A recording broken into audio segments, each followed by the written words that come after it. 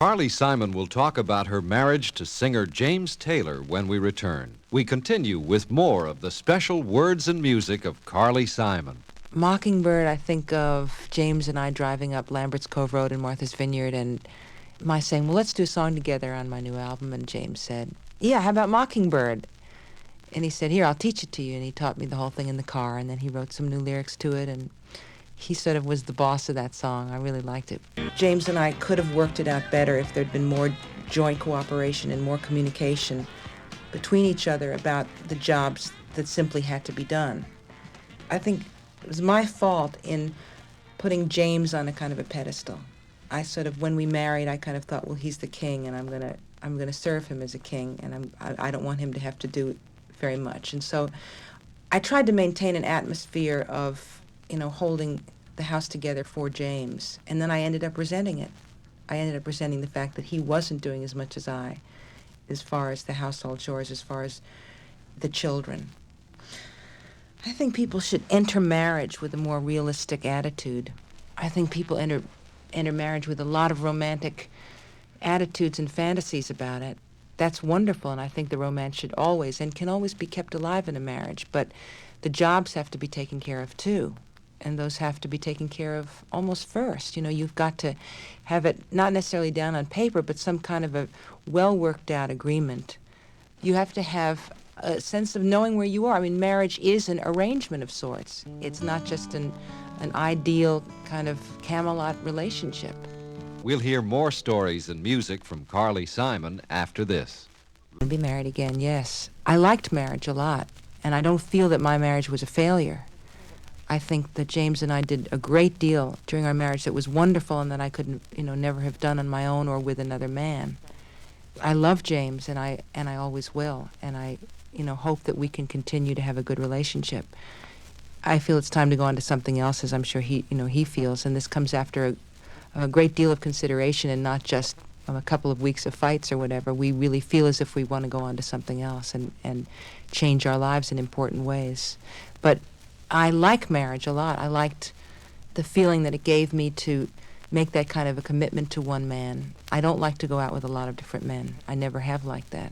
Mike McDonald and I met when I was working with Teddy Templeman, and Teddy Templeman was the producer of the Doobie Brothers, and when Teddy started to produce me, I got to know the Doobie Brothers because they played a lot on that album called Another Passenger.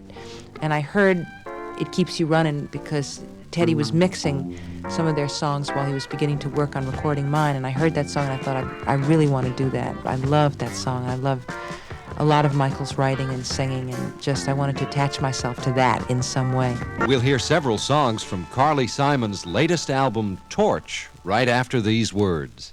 We continue the Carly Simon special with her most recent album. Torch was born when a bunch of friends of mine and I were sitting around my living room, and I was just singing a cappella, Why Can't You Behave, the Cole Porter song from Kiss Me Kate. And they said, Carly, you sing those songs so well, why don't you make an album of songs like that? I said, yeah, we could make it in the living room here, just for $5,000. We could bring in a sound, a little recorder, and we could just do it here. It could be just you and Mike Manieri and Warren Bernhardt and David Sanborn, and that would be it. And so that's what the original plan was. And it's not as if I had to learn a whole bunch of songs to record them. It's a part of my heritage. Torch, those songs are songs that my mother used to sing to me, or songs that we used to sing around the house. Those are songs that I knew better than, anything. It evolved really, really naturally, I think. It was something that I had wanted to do for a long time, and finally the encouragement was strong enough, and my desire was strong enough to do it. And Arlene, my manager, was anxious to have me do it too, and I mean, certainly nobody can underestimate the encouragement that one gets from the people close to them and the people who are, in a sense, responsible for the business aspects of one's relationship. The song that I relate to and like best on the album Torch is I Get Along Without You Very Well. It's written by Hoagy Carmichael, and to me it's the most straightforward expression of irony that I've ever heard. It's very heartrending. It's, somebody who is trying to do okay on their own, and they find that they can and they can and they can, and then they can't. I get along. Torch songs are any songs about a man or a woman who is holding a torch, is carrying a torch for somebody else, whether it be a modern-day rock and roller or an old crooner from the 20s or 30s. What Should We Do with a Child is a song that I first heard. Steve Gadd played it for me. Steve Gadd is one of the great living drummers. Anyway, he turned me on to the song on it was a tape of Nick Holmes, who's largely the composer of the song. Anyway, I heard it then, which was about 2 years ago, and always wanted to record it and decided to put it on Torch because, I mean, it's a Torch song in a modern context. And I rewrote a lot of the lyrics to it and sort of made it more personally mine and feel very attached to the song, feel very moved by it too. I know I'm not what you wanted. Mike Minieri, as a producer, is the most flexible person I've ever known. He's very well versed in a lot of different areas of music. He knows jazz as well as he knows rock and roll. Actually, probably better than he knows rock and roll, but he knows rock and roll very well too. And he has a sense for it. He's like an overall kind of musician. You know, he's not just in one area. He doesn't specialize in one area the way most other producers do. He's played all kinds of music. He can play classical, he can play jazz, he can play rock and roll, he can play avant-garde stuff. And therefore he kind of inspires me in all those different directions too. And so I like to work with him because he can switch gears so easily and helps me to do so too. When we return, Carly Simon will talk about what the future holds for her after this.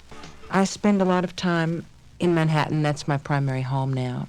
And I'm writing a lot of new songs. I think my next album is going to be original material again, although I loved recording Torch, which was an album of primarily standards. I'm starting to write other things besides songs. I'm starting to write some plays, and I'm writing some short stories, and I want to expand my writing into other areas. I've decided to look for different areas that I can perform in, other than stage performance, other than touring. I'm in the process, actually, of making a television movie. I haven't started to film it yet, but we've been working on the script, and I'm writing the music for it, which is going to be, it's like a special for cable television. It's going to be a movie which is about the life of a singer, although it's not at all autobiographical. It's a story in which I'll be doing a lot of acting, you know, as well as singing. So it'll be a very different venue for me, and I'm excited about that. I haven't resolved the performing difficulties of my career. I've kept them in abeyance. I keep it open. I'd like to be able to perform live. It would be fun to tour. It would be fun to tour on a limited basis. I don't think I'd ever be the kind of performer that could sustain it for, you know, night after night because of my children and because of my advanced age. I guess if I could be remembered for anything after I'm gone is that I've always searched for intimacy. And I always pursue it, even though sometimes it's very hard to achieve it. It's a barrier that I need to break through.